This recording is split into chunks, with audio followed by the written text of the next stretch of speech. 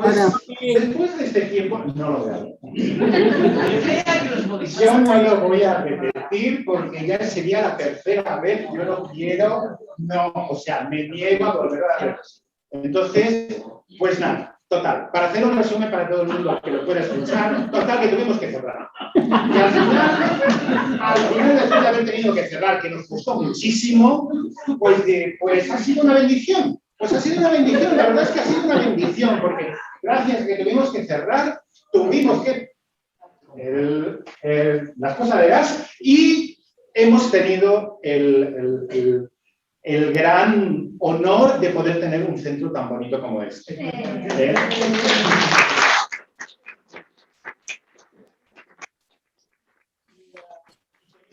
Tenemos que decir que tenemos que dar gracias de que este centro exista.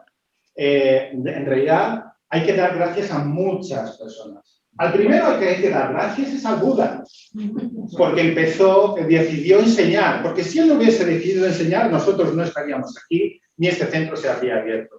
Y todos los que nos han transmitido, y después Sangharashita y todos los dharmacharis y dharmacharinis que han hecho posible nuestro movimiento.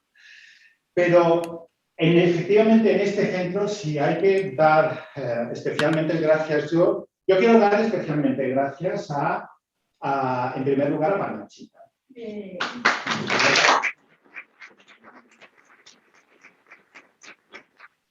Especialmente para Parmachita porque yo creo que en la Junta Directiva hizo muchísimo para que realmente se pudiese abrir este nuevo centro, ¿no? Hizo muchas de las gestiones para pedir ayuda y gracias a sus gestiones y a ese movimiento de empuje, pues, y gracias a Windhorst Trust, que nos dio un préstamo, hemos conseguido tener un préstamo para poder adquirir este lugar. Y no solamente a Windhorst, a toda la orden en sí, muchos miembros de la orden, tanto a nivel internacional como a nivel nacional, han aportado y han apoyado económicamente para que este centro se pudiese abrir. Y esto es algo que tenemos que reconocer, pero no solo miembros de la orden, sino que también mitras, centros budistas, el Centro Budista de París, el Centro Budista de Londres, han aportado precisamente para ayudarnos a poder comprar este centro, ¿no?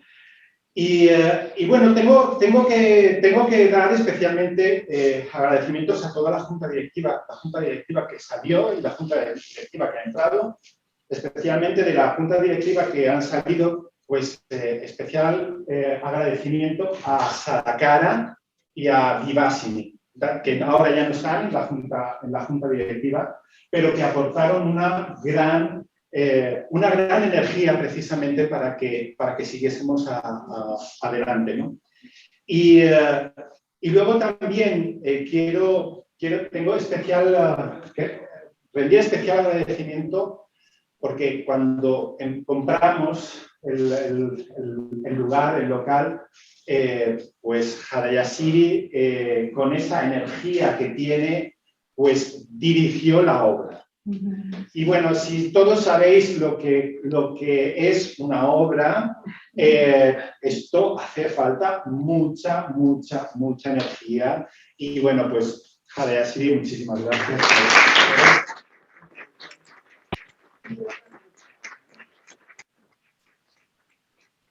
Y también quiero hacer especialmente, dar las gracias a Maitrigosa, que durante este tiempo de pandemia en que, bueno, no teníamos centro, pero el centro tenía que seguir funcionando, había cosas que tenía que hacer, teníamos que ir haciendo muchas cosas. Y Maitrigosa, ahí detrás, haciendo una gran labor que ha hecho precisamente Maitrigosa, ¿no? Pues, muchísimas gracias.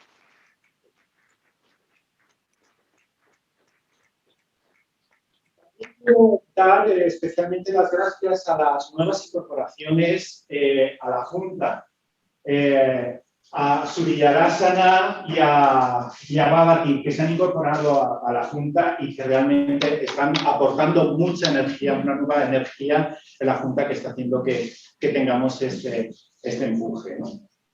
Y bueno, a nivel local yo creo que la sangre ha hecho mucho. Todos los mitas, una vez que se hizo la reforma, había que pues, poner este suelo, había que pintar estas paredes, había que pulimentar ese suelo, había que hacer muchas cosas y la sangre ha respondido de una forma muy generosa, muy generosa. Y todos ellos realmente han contribuido a la reforma.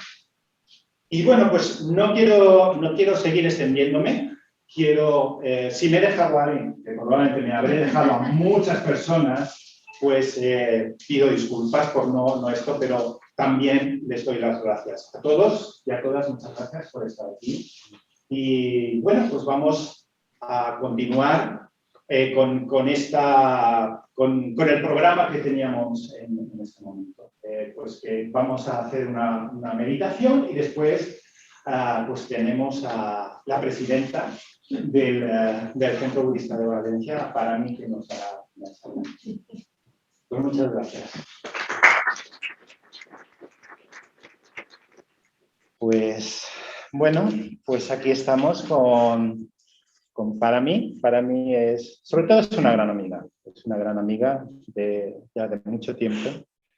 De hecho, para mí es una persona muy especial para mí, porque el día en que yo decidí que iba a abrazar el budismo, precisamente ella estaba dando una charla en el centro budista. Y dio una charla en el centro budista y fue también muy inspirador, ¿no? Pues ya llevaba yo un poco de contacto, pero dije, sí, el budismo es para mí, ¿no? Y entonces, bueno, fue cuando yo como me decidí, ¿no? Tengo la culpa. Y bueno, pues para mí ha sido la directora del Centro Budista de Valencia. ¿Cuánto tiempo desde...? Como 9 años, algo así. Sí, entonces ha sido directora del Centro Budista. Es miembro del Colegio de Preceptores, está muy involucrada en todo el proceso de ordenación de mujeres. Y bueno, ella se ordenó pues en 1980. Sí. O sea que llevas unos cuantos años. Sí. Sí, aquí. Y sí, bueno, pues si todavía sigue aquí, quiere decir que estás convencida con ello, ¿no? Sí. Y bueno, pues yo creo que algo que a mí me gusta mucho de para mí es que mucho su sentido del humor. Tiene un gran sentido del humor. Y algo que también es la facilidad que tiene para transmitir el Dharma. A mí me parece que eso es algo que también me inspira mucho. Y entonces, bueno, por eso es un placer poder tenerla aquí hoy como presidenta del Centro Budista de Valencia, pero además haciendo esta charla en la inauguración oficial del centro. Muchísimas gracias para mí.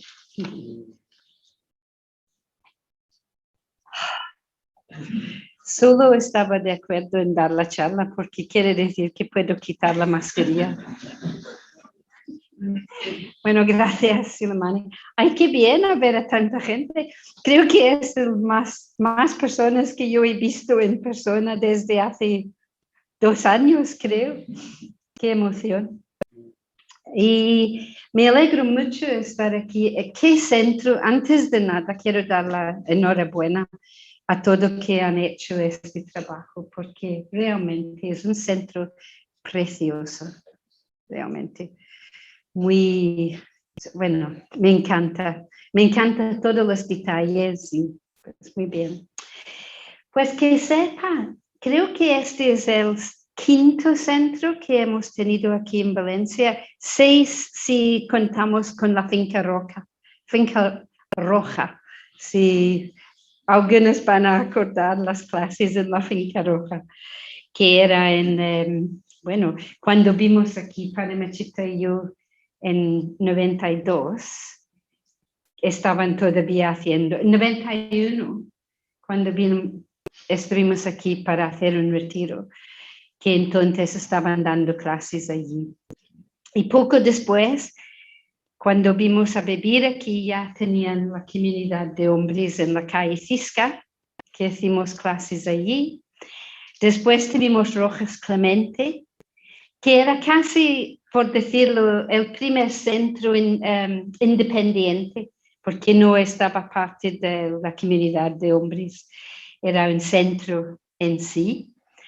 Y después tuvimos literato Gabriel Miró, después Segundo, y ahora aquí. Este es una trayectoria de 30 años, un poco más de 30 años, y es increíble que mirando aquí veo a varias personas que han sido parte de la sangha aquí durante estos 30 años y más, que es algo, ¿no?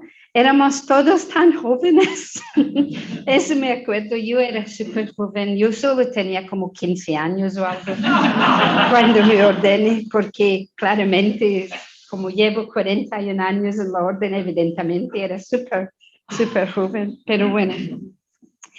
Y estaba pensando hoy, yo creo que sí he asistido a todas las inauguraciones, salvo a Fisca, porque Fisca ya estaba abierto, pero todos los demás me acuerdo alguien cortando una cinta y dando una charla, y etcétera, etcétera.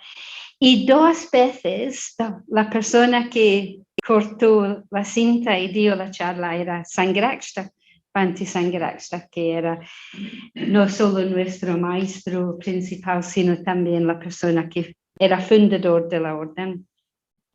Y la verdad es que fue muy bueno que él vino aquí a Valencia y le gustó mucho a Valencia, le gustó el tiempo, el sol, shopping. Este era cuando era más joven, evidentemente él podía hacer eso, pero yo me acuerdo yendo con él al Corte Inglés una vez y bueno, me acuerdo también que cada vez que vino parece que compró un sombrero. Tenía una colección de sombreros allí en Adistana que encontramos. Bueno, entonces hoy estoy siguiendo un buen linaje, por decirlo, de personas abriendo Centro Budista de Valencia. Y estaba pensando también que se podría decir que hemos tenido un linaje de directores aquí también a lo largo de estos 30 años, porque claro, no hay nadie en este mundo que va a ser director o directora de un centro budista 30 años. Hay algunos que llevan bastante años, pero 30 que sepan no. Bueno, y tuvimos primero Mokshananda, era el director, aunque nunca tomó el puesto formalmente, pero efectivamente él ayudó a montar el centro y era como primera persona de director. Después tuvimos un periodo con un trío de personas que era Paramachita, Mokshananda y yo trabajando juntos como equipo, que era, bueno, tenía sus más y sus menos, podemos decir. Tenía momentos muy buenos, con mucha armonía, y otros momentos un poco diferentes, pero lo hicimos bien.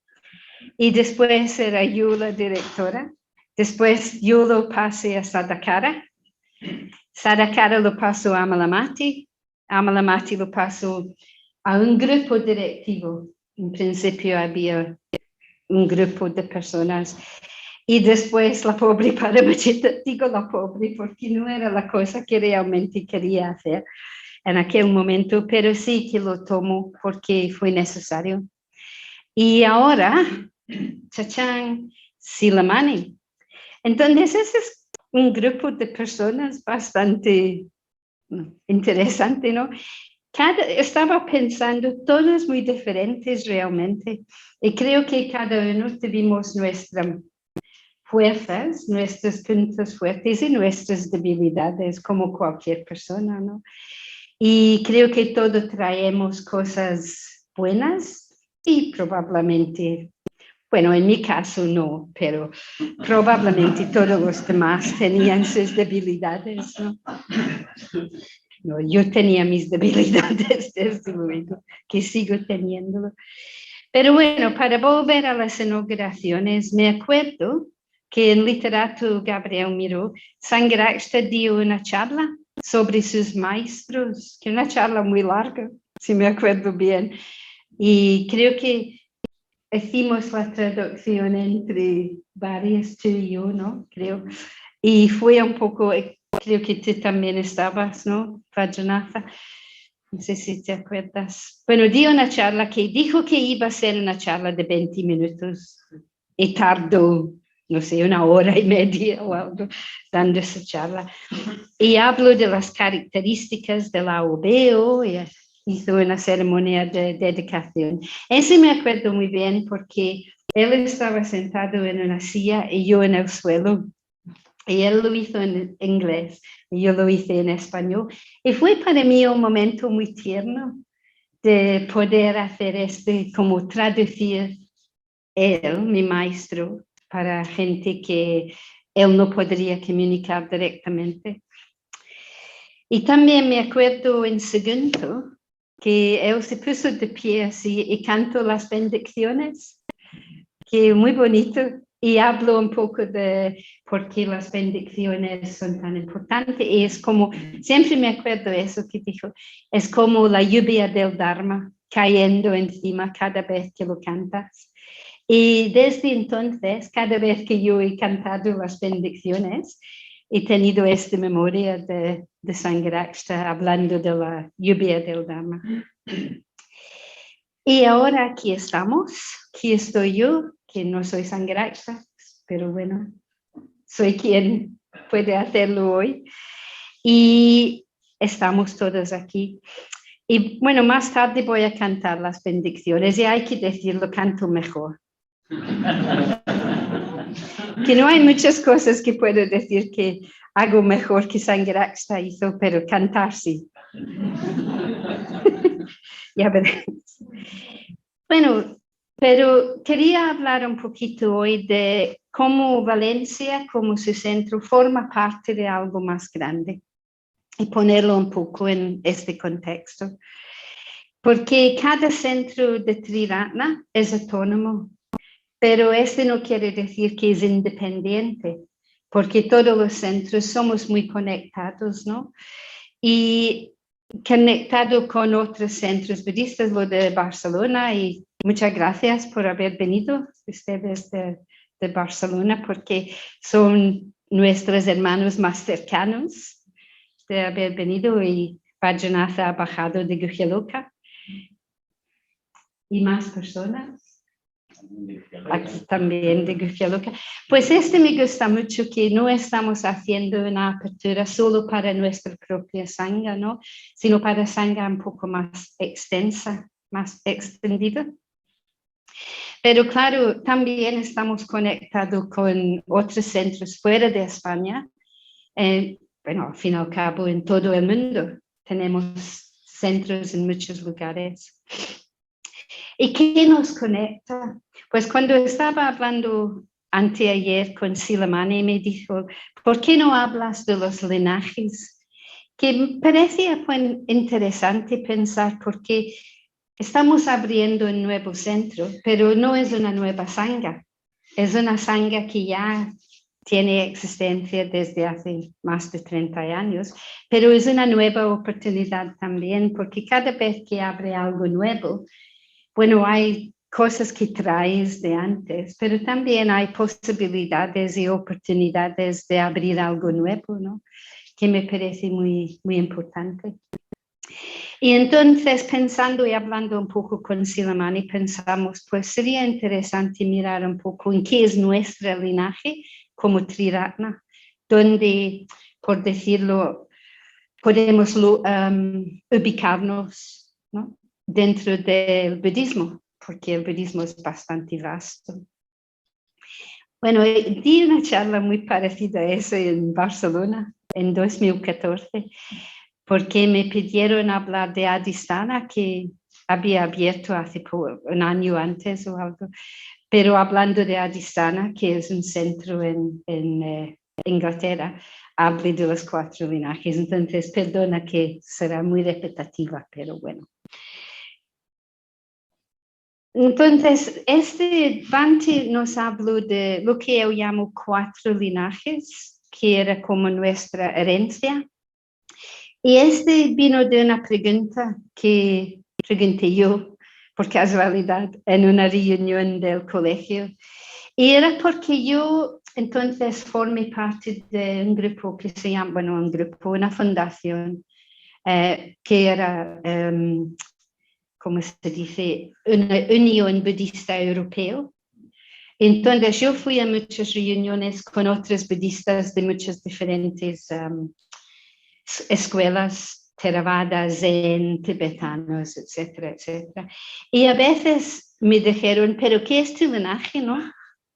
Ustedes son, bueno, no sé la palabra en español, pero algo, no rebelde exactamente, pero tenían la impresión que éramos una escuela que no tenía nada que ver con nada, que Sangharakshita había decidido un día que iba a montar una nueva escuela del budismo, que en una manera es lo que pasó. Pero yo entonces dije, ¿qué digo cuando me preguntan eso? Porque ya sé que has tenido tus maestros, pero ¿qué linaje tenemos? Yo quiero un linaje, dame un linaje. Y él dice, Entonces nos contó lo que él llamó 4 linajes. No solo tenemos uno, sino tuvimos 4. Bueno, de una manera podemos decir que tenemos el linaje de todos sus maestros, porque, como dije cuando estuve aquí hace tiempo, hablo de sus maestros principales, 8 maestros, y creo que hay un libro sobre ellos que está traducido. Sí. Y es interesante porque vienen de todas las escuelas realmente, cubren todo el budismo. Las 3 yanas, como se llaman, ¿no? Del budismo antiguo, del Theravada, de Mahayana y de Vajrayana. Pero no se puede decir que, no puede ser de toda la tradición, hace falta algo que nos enfoque, ¿no? Y hay que practicar dentro de una tradición para profundizar, como entiendo yo. No se puede simplemente decir, un poco de eso y un poco del otro, pero hace falta algo que nos da forma, por decirlo. Entonces, Sangharakshita siempre ha hablado del hecho que quería volver al origen del budismo, pero a la vez que seamos relevantes del mundo hoy en día, que es muy interesante porque este no quiere decir formar algo moderno en absoluto, porque Sangharakshita no era muy moderno. De una manera fue súper tradicional y que quería que volviéramos a la tradición budista en su parte más original, más tradicional, ¿no? Del canon Pali, de las enseñanzas que dio el Buda mismo directamente. Pero a la vez quería algo que fuera relevante para gente viviendo en el siglo XX. Y ahora en el siglo XXI. Entonces, creo que ha sido su don o su regalo al mundo del budismo. Y evidentemente Sangharakshita no era una persona perfecta, que tenía sus propias cosas, tenía sus cosas que hizo que igual habría sido mejor que no lo hizo, como cualquier ser humano. Pero para mí, lo que me ha dado, lo que nos ha dado, para mí ha sido un regalo tremendo. Y el regalo es ese, algo tan tradicional, pero tan relevante a la vez para el mundo en que vivo yo. Y entonces, cuando habla de estos 4 linajes, tienen las 2 partes, digo yo, la parte muy tradicional, pero también la parte que sea relevante. Pues voy a leeros algo bastante largo, que siempre es un poco difícil concentrar cosas leídas así, ¿no? Pero intento, que es mi traducción, probablemente no tan bueno, de una transcripción de lo que dijo en aquella reunión del colegio, donde era su respuesta a mi pregunta, palabra por palabra, pero traducido. Y dice, hay un linaje de enseñanza, porque en el AOBO, porque todavía éramos el AOBO, tenemos nuestro propio enfoque del Dharma que ha sido determinado principalmente por los libros que he escrito y las charlas que he dado. Entonces, existe la tradición de una cierta forma de enseñar el Dharma, una cierta visión del Dharma, así que ese es el linaje de la enseñanza. Para decir antes, los 4 linajes son de las enseñanzas, de las prácticas, de la responsabilidad y de la inspiración. Entonces voy a leer eso y después voy a decir un poquito sobre cada uno de estos linajes y espero poder decir un poco de por qué me parece relevante para nuestro nuevo centro. Entonces este era de enseñanza. Luego está el linaje de la práctica, es decir, todas las prácticas que he enseñado, la atención plena de la respiración, el metabhavana y varias otras, la práctica de 6 elementos, etc. También, por supuesto, se puede decir que en esa corriente, en ese linaje, puede haber entrado cierto énfasis dado por ciertos miembros de la orden. Así que ese es el linaje de la práctica.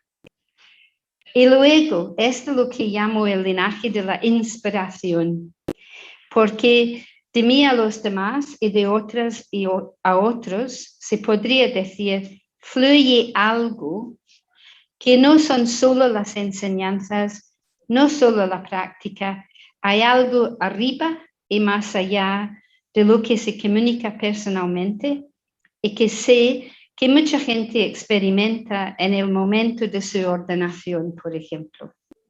Bueno, tenemos aquí con nosotros hoy nuestra última persona que ha entrado en la orden hace una semana, un poquito más. Pues espero que en este momento estuvieras llena de inspiración, que me parecía que sí. Bueno, pero eso creo que es muy importante, por eso creo que es muy importante mantener vivos y florecientes esos 3 linajes. Uno mantiene vivo el linaje de la, bueno, volveré a eso. Entonces, eran las 3. Yo estaba pensando, pero has dicho que hay 4, que será la última, ¿no? Y dice, y por supuesto, se podría decir que existe el marco, el linaje organizacional, ¿sí? Más o menos, ¿no? Eso también tiene su propia importancia. Las estructuras que necesitan ser mantenidas. La orden misma sería. Y en algunos casos quizás modificados si ya no cumplen su propósito original. Es muy importante y voy a volver a eso. Pero quería decir que para mí este era un gran alivio porque yo había pasado más o menos mi tiempo entero dentro de la orden, tomando responsabilidades, siendo directora aquí, antes era... ¿cómo se llama? ¿Cómo se llama? Convocadora. No, de los mitras jamás. Esta es una cosa que he podido escapar. De la orden. Pero de la orden sí, pero este vino después. No sabía profundamente. Pero también era, ¿cómo se dice? Con las cooperativas. Había trabajado en todas las tiendas y restaurantes y todo eso. Y además fui la secretaria del centro en Londres, fui la secretaria del AOB entero en algún momento. Entonces yo siempre he tenido la impresión que soy, por decirlo, del linaje exotérico y que siempre he tenido yo en mente que había un linaje más esotérico, digamos las espirituales, que yo me vi como una persona muy mundana, realmente. Porque me gusta cosas mundanas. A mí me gusta samsara, perdón, pero a mí me gusta samsara. Y tenía unos amigos y amigas que siempre me parecían mucho más espiritual que yo, que meditaran más o no sé, fueron más como, más holy, no sé la palabra, con más piedad, Sagrado. más sagrados que yo, ¿no? Yo siempre, y tengo varias amigas que también siempre vi yo como en la parte más del mundo. Entonces, cuando Bhante habló de eso, yo pensaba, ay, mira, este linaje también ha tenido su importancia, ¿no? Hay que decir que creo que esta es una michedici, como dicen, a ver las cosas así separadas, ¿no? Que no es así, porque yo creo que tomar responsabilidad es una práctica espiritual. Volveré a eso. Bueno, un poquito sobre cada uno de estos linajes. Primero, enseñanza. Y simplemente estoy diciendo un poco más de lo que había en la cita, pero para explicarlo un poquito más, ¿no? Entonces, con el linaje de enseñanza, lo importante es que cualquier enseñanza que damos como miembros del orden, como personas enseñando el Dharma, que se puede ver cómo vuelve esta enseñanza al mismo Buda. Este es lo importante. Y cómo vuelve esta enseñanza a lo que se llama Paticcasamuppada, la ley de la condicionalidad, como la más básica del budismo. La ley de la condicionalidad nos cuenta que todos los fenómenos surgen en condiciones, en dependencia de condiciones, y con el cese de estas condiciones, el fenómeno ya no existe. Muy simple, realmente. Muy simple, pero bastante profundo. Y este tiene muchas implicaciones. Y entonces lo que está diciendo Sangharakshita con eso es que cualquier enseñanza dentro de las miles, millones de enseñanzas, ¿cómo se relaciona con esta enseñanza de Paticcasamuppada? Y si lo vas mirando atrás, sí se puede ver cómo surge. Por ejemplo, Shunyata, que a veces leemos cosas sobre Shunyata y parece, la vacuidad, ¿no? El vacío, ¿qué quiere decir eso? Pero si empiezas a mirarlo un poco más al fondo, lo que está diciendo es que cada fenómeno que surge no puede tener existencia independiente. Entonces allí tienes la ley de la condicionalidad. Está diciendo que cualquier cosa que surge, o sea una estrella, sea el cosmos, sea Silamane, sea tu gato, tu perro, sea un grano de arena. Todos estos fenómenos, de lo más pequeña, micro, a lo más cósmico, todo ha surgido en dependencia de condiciones.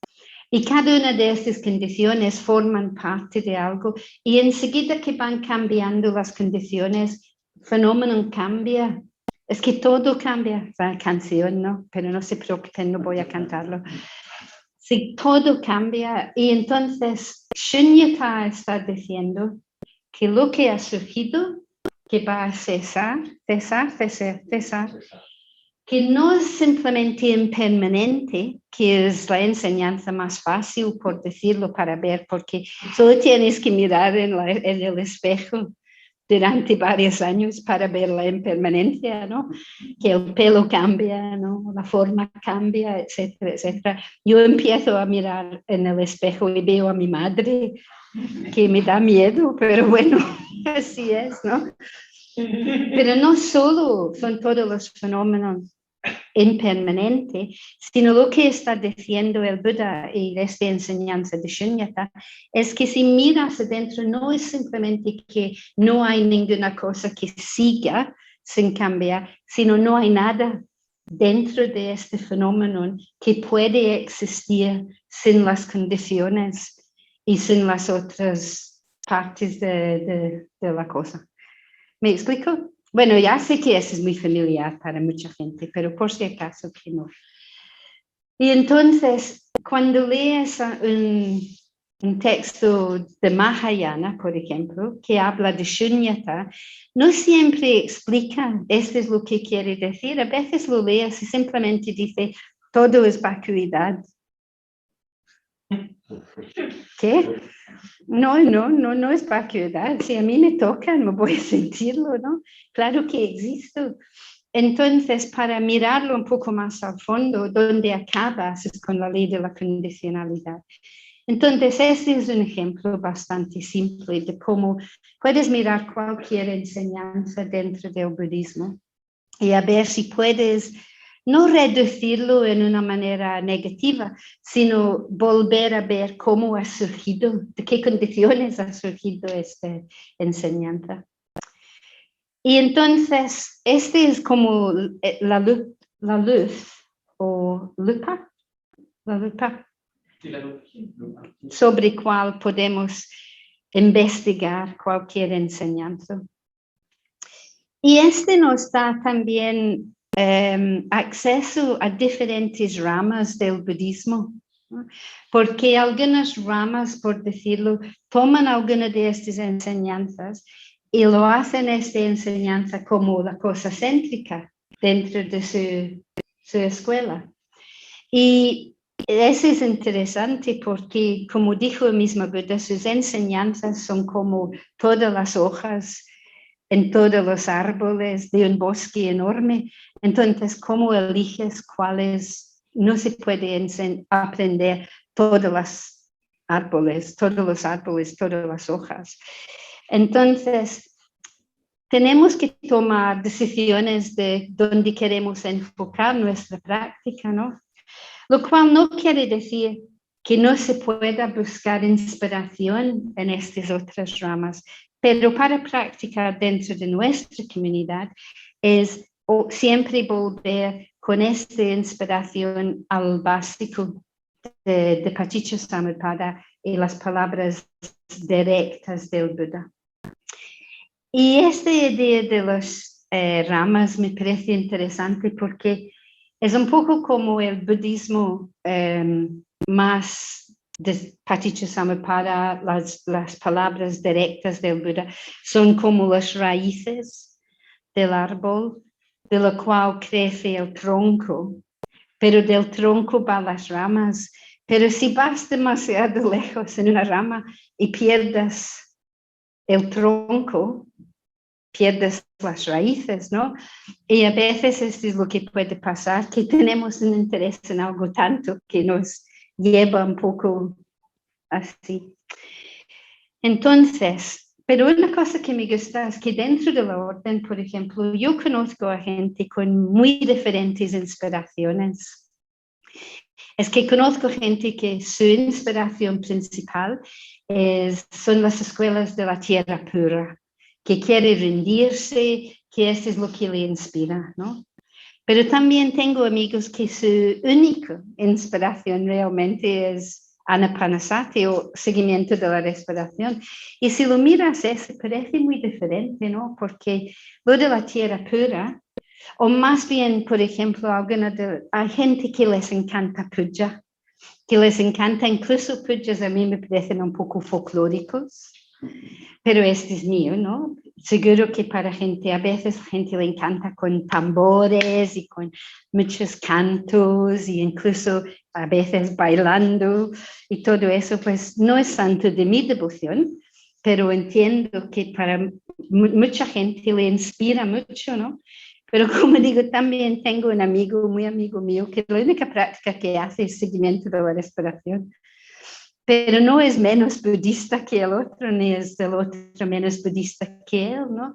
Podemos ser suficiente grande, por decirlo, para abrazar todas estas enseñanzas, siempre que haya la parte más del tronco, está bien puesto. Bueno, hablando de prácticas, me lleva a el próximo linaje. Supongo es masculino, ¿no? Linaje. Sí. El próximo linaje, que es el linaje de las prácticas. Y bueno, Sangharakshita quería que cada persona que forma parte de nuestra comunidad tenga una buena base en las prácticas fundamentales, seguimiento de la respiración, metta bhavana, bueno, otras prácticas como lo de contemplar los elementos.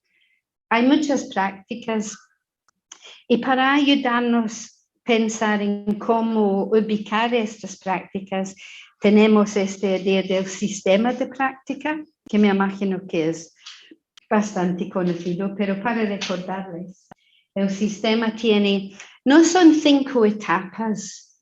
En principio, este salió de una charla que dio Bhante en el año 78.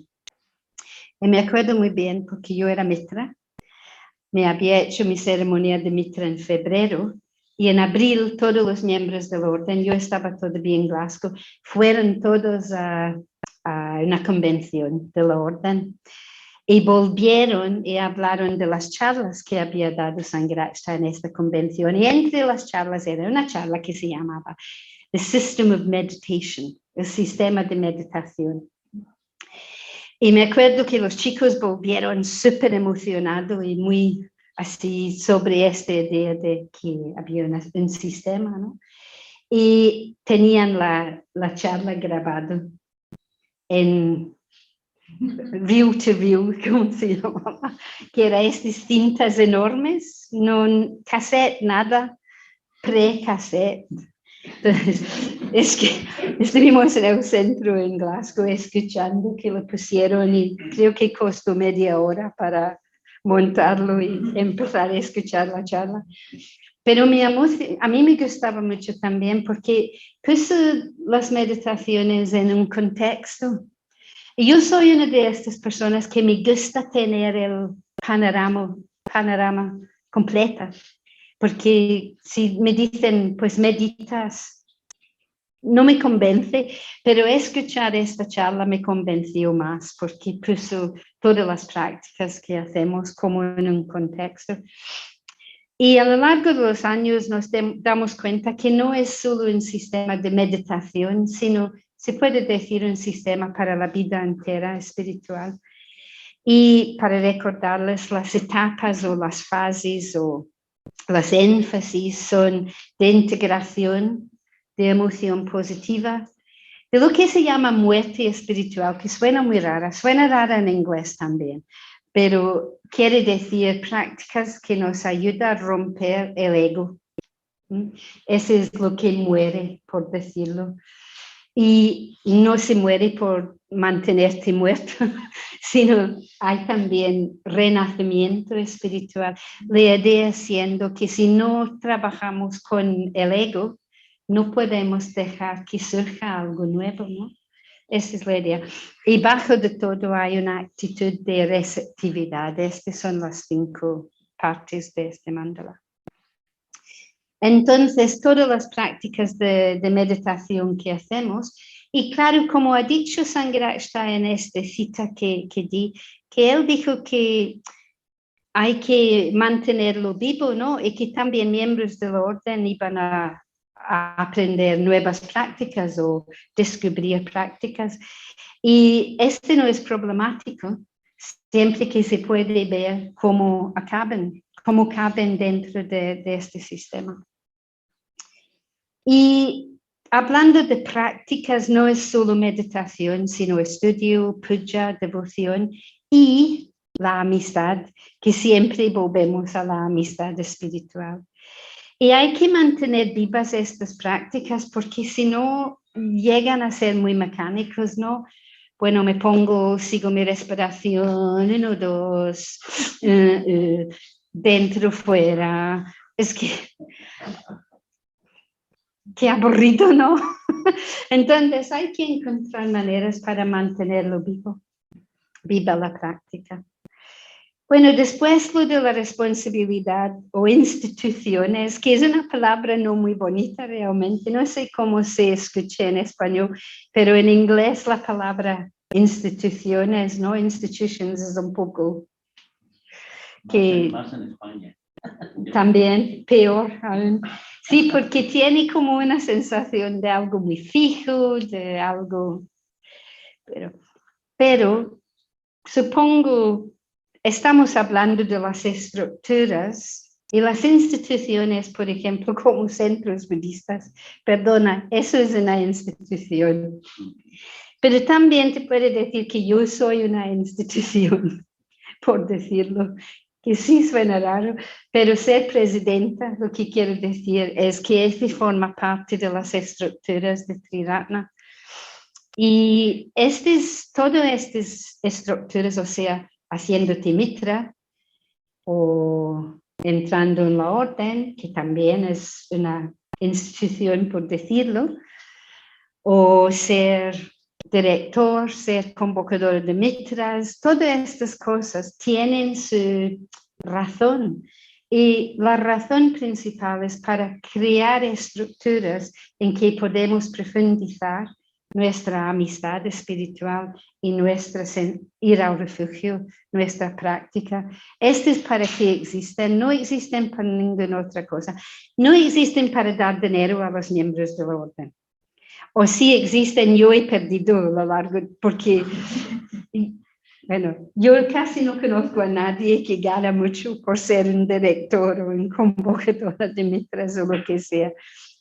Tampoco hay mucho estatus.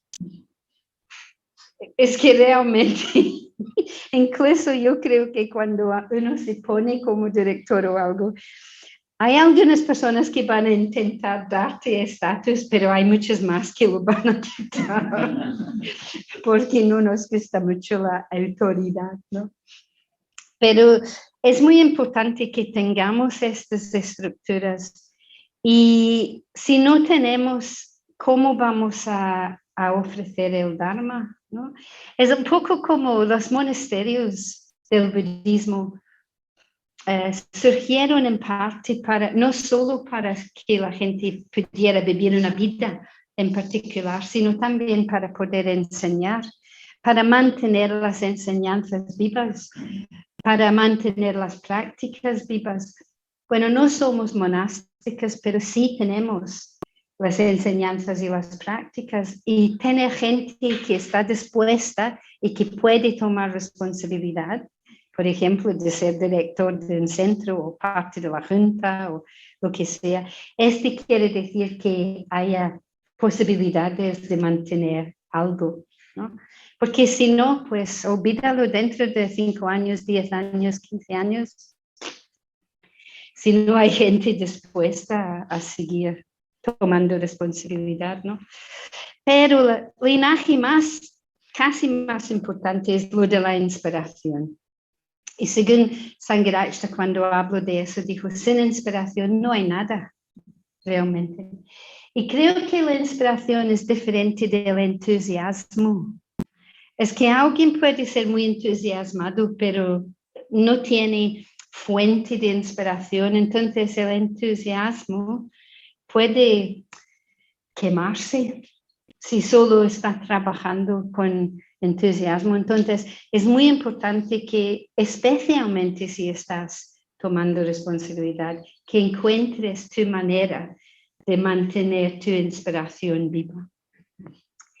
Sin inspiración todo llega a morir. Las enseñanzas llegarían a ser dogma, creo. Si no hay inspiración, con inspiración se puede vivir las enseñanzas y vivir las prácticas, pero sin esta inspiración las llegan a tener una vida propia casi. Y entonces la enseñanza es así, ¿no? Eso es como se hace. Eso es lo que dijo el Buda. Que no ayuda mucho, ¿no? Entonces, y dogma no ayuda a nadie, ¿no? Y las prácticas pueden llegar a ser técnicas. Es muy fácil aprender cómo seguir la respiración, pero si no tenemos un contexto en que realmente por qué seguimos la respiración, no es para respirar mejor, aunque este puede ser un gran apoyo, o para apoyarnos cuando tenemos dolor, que también es un gran apoyo, sino es para darnos más atención, para aprender cómo conocernos mejor y cómo hacer transformación cuando sea necesario. Entonces es muy importante mantener esta inspiración. Y bueno, sin inspiración las instituciones llegan a ser como un colegio de no sé, de meditación, ¿no? Como clases para adultos, algo así, que no pueden perder la amistad. Si vienes simplemente a una clase, aprendes a contar tus respiraciones y te vas a casa. O vienes y aprendes del amor universal y sales y tienes un argumento con tu marido 5 minutos después, ¿no? O quien sea. Es que las prácticas tienen que tener vida y necesitamos inspiración para mantenerlas vivas. Bueno, lo de la inspiración también es interesante porque no todo el mundo encuentra inspiración de la misma manera, que puede ser estudiando el Dharma, pero para algunas personas casi les cuesta, ¿no? Hay que aprender el Dharma, hay que saber qué es, pero también maneras de usar la imaginación, la cultura, el arte, la poesía, la música, y eso es algo que ha tenido bastante énfasis dentro de nuestro movimiento. Pero quiero dar un poquito de shout out, quiero mencionar las ciencias, porque no todo el mundo tiene una tendencia hacia el arte, ¿no? Algunas también nos gusta la ciencia. Y para mí, por ejemplo, hay un profesor inglés que se llama Brian Cox, que hace series en la tele, que se puede encontrar aquí, creo, que son sobre el cosmos. A mí me inspiran tanto. Yo veo eso y casi me deja con Indiana, porque abre la mente y abre el corazón a ver el cosmos, estos planetas. Hay uno en que habla de cómo todo está hecho de las estrellas. Somos todos hechos de las mismas químicas. A mí me encanta, para mí esto es como una meditación. Si me pongo a ver eso y después sí también siento mi conexión contigo y con las estrellas, con los árboles, con la hierba, porque realmente me dice que todos estamos hechos de la misma cosa. Y esa es como la interconexión, ¿no? Perdón, es que... Bueno, estos son los 4 linajes, ¿no? Y estamos aquí con el nuevo centro budista de Valencia, con el nuevo director, que viene de un linaje anterior, y este centro viene de un linaje de centros anteriores, pero es toda una nueva oportunidad. Entonces, quiero dar todo, mi deseo que todo salga súper bien en este local, no veo por qué no. Y las oportunidades de enseñar el Dharma aquí y las posibilidades de montarlo de una manera que sirva a la sangha actual, pero también cara al futuro, qué tipo de cosa es necesaria. Y yo creo que en estos momentos el mundo necesita el Dharma como nunca antes. Yo me ordené hace 41 años. Y en mi ordenación pública, Sangharakshita, que era mi preceptor, dijo me alegro mucho que hayan 2 más miembros del orden, que era Vidyashri y yo. Dice, porque el mundo necesita gente que quiere vivir de sus valores. Bueno, yo no creo que el mundo hoy en día sea mejor que el mundo hace 41 años. Pues no. El mundo está quemando, bueno, literalmente está ardiendo, ¿no? Hay muchos problemas sociales, no solo lo del medio ambiente, sino problemas de pobreza, de guerras, de refugiados, etcétera, etcétera, etcétera. Pues yo creo que el Dharma tiene algo que podemos ofrecer. Y creo que Triratna no es perfecto, en absoluto no es perfecto. Y yo mismo podría dar una charla entera sobre las imperfecciones de Triratna, pero nunca lo voy a hacer porque no hace falta realmente. ¿Por qué? Porque no, bueno, hoy no, desde luego. Pero para mí cuando yo empecé mi viaje con Triratna, entonces veo, la cosa que a mí me captó más que nada era la idea de la nueva sociedad. Yo quería dar mi vida entera, cada todo de mi alma. Ya sé que no tenemos almas, pero hablando poéticamente, ¿no? Mi alma, mi cuerpo, mi mente, todo. Yo quería dar todo para crear una nueva sociedad. Pues hoy en día no hablamos mucho de esta idea, pero yo sigo pensando que es lo que podemos ofrecer. No quiere decir que todo el mundo se convierta en budistas, eso no es, a mí no me interesa tanto, pero que hay valores budistas. Tenemos los preceptos, maneras de comunicarnos, maneras de tener atención y más que nada amor, meta, porque esto es lo que necesita el mundo más que nada. Hablo de eso el otro día para la clase de mujeres y empecé con una canción, pero no. Que lo que necesita el mundo es amor, realmente. Pero por eso yo espero que este centro, cuando se abra, bueno, ya está abierto, pero cuando florezca, que pueda ofrecer algo no solo a la gente del barrio, ni la gente de Valencia, ni la gente de España, sino al mundo entero, porque hace falta. Y voy a terminar con otra cita de Sangharakshita, que viene de un artículo que se llamaba ¿Qué es la orden?, que me imagino que muchos de ustedes lo conocerán.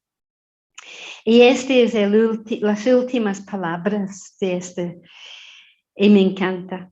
Dice, hay algo en el movimiento, la orden, e incluso en mí, bueno, Sangharakshita, que no es fácilmente definible, que no se puede definir muy fácilmente.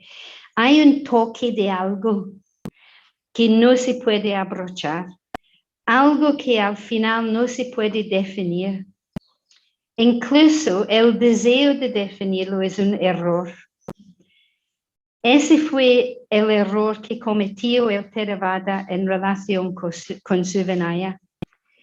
Todo el mundo tendrá que cuidar ese espíritu bastante misterioso e indefinible que da vida y energía al movimiento.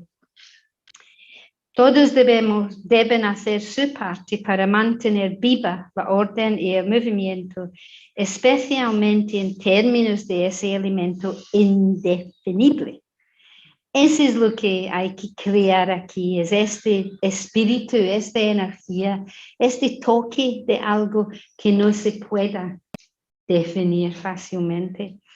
Y aquí yo creo que tenemos la oportunidad de hacer eso. Me encanta el Kuan Yin que tienen allí, y creo que Kuan Yin, que también es una forma de Avalokiteshvara, que es el símbolo de nuestra orden y movimiento, este nos ofrece la posibilidad de una vida contemplativa, de ir adentro, de encontrar la paz y encontrar la atención consciente y el amor, pero también tanto Kuan Yin como Avalokiteshvara están ya dispuestos a moverse hacia el mundo. Entonces, que este sitio sea un lugar que ofrezca paz, amor, tranquilidad dentro de un mundo donde hace falta, pero también que sea una sede para salir y dar algo al mundo. Gracias.